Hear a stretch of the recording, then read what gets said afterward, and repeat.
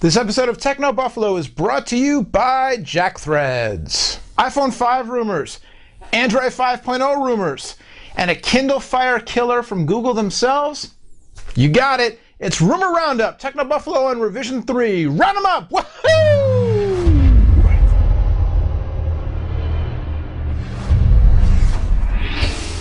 Hey, what is going on, everybody, and welcome to Rumor Roundup, Techno Buffalo on Rev 3. I'm Noah Kravitz, editor-at-large for Techno Buffalo, bringing you the latest, greatest, and most outlandish rumors from the world of consumer technology for the week ending today, Friday, March 23rd, 2012.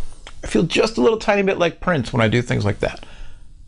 2000 party over. Nah, never mind. A rumor that's really just an expose, an uncovering of some lines of code in the latest version of iOS, and a totally preposterous rumor I wholeheartedly disagree with. Our own Todd Haselton reporting that some lines of code in the latest release of iOS 5.1 point to a couple of features we expect to see in the next iPhone. One is the use of LTE 4G technology for voice calls. In particular, what this points to is a dialog box that will pop up saying, switching to 4G, enabling 4G will end your voice call. Do you want to continue? So that would point to two things. One, 4G technology on a phone, aka the next iPhone, and two, a lack of voice over LTE technology on said iPhone. Now, this is iOS 5.1, but at the very least, it's another piece of evidence confirming all of our suspicions that the next iPhone will in fact support 4G in the way of LTE and not just in the way of changing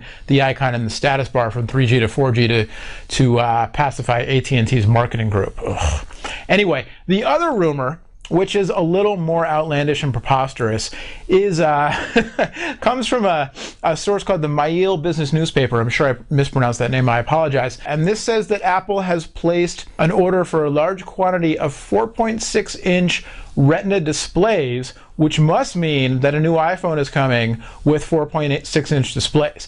Not only would this signify an incredible design change, going from the current iPhone, all the iPhones which have had 3.5-inch displays, jumping all the way up to 4.6, which does not seem like something Apple would do, but also the report says that these phones are going to launch in Q2 of this year, which also makes no sense because the last iteration of iPhone, the 4S, just came out towards the end of last year. So I don't know. I could see the next iPhone getting a little bit bigger. I don't think there's any way Apple's going to jump from 3.5 to 4.6 in display size. I also think it's going to come later in this year. Speaking of fives, Android 5.0, codenamed Jelly Bean, may be coming in Q3 of this year. It better be coming sometime this year. A report from our very, very favorite purveyor of outlandish tech rumors, Digitimes, says that Jelly Bean will be coming in Q3. Google I/O, I just got my press pass for Google I/O. I'll be there. It's been pushed back a little bit this year from the springtime to late June into the summer. So since it's a dev conference, Google usually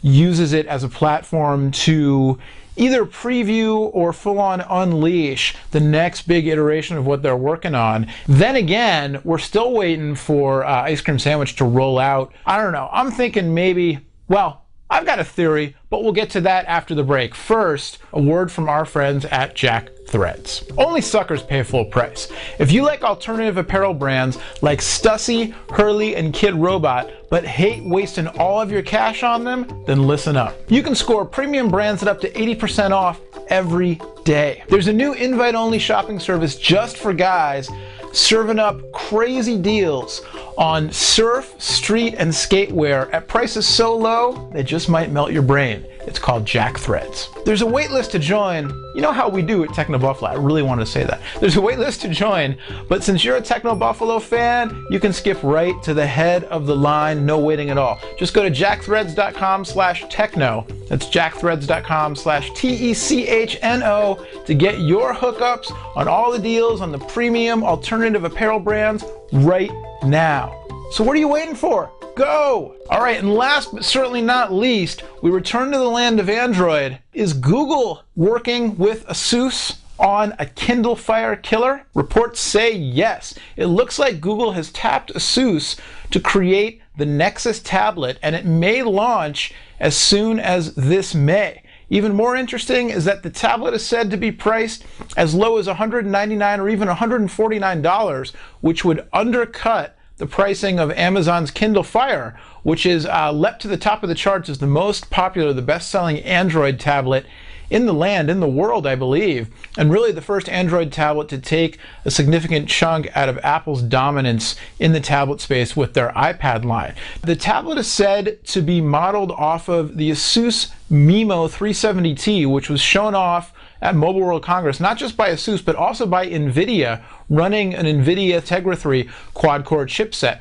Apparently, in an effort to keep the cost down, Google has asked Asus to pull that model from their lineup, retrofit it with a different lower-powered CPU, possibly a Qualcomm Snapdragon, and get it ready under the official Google Nexus moniker. So the rumors are that the Nexus tablet built by Asus is going to sell for under $200, going to be coming in the next couple months, probably during the month of May. All right, that'll do it for this week. Hopefully we didn't lose a sponsor on that last little bit. Thanks again to Jack Threads for hooking us up with the sponsorship of this week's episode, hooking you up with the deals and all that crazy streetwear that the kids are wearing these days. Thanks to Rev3 for having us. Thanks to you for watching us. Again, much more on all these stories and all kinds of other stuff over on technobuffalo.com, so check that out. In the meantime, I will be back next week rounding up more of the best and craziest rumors just for you.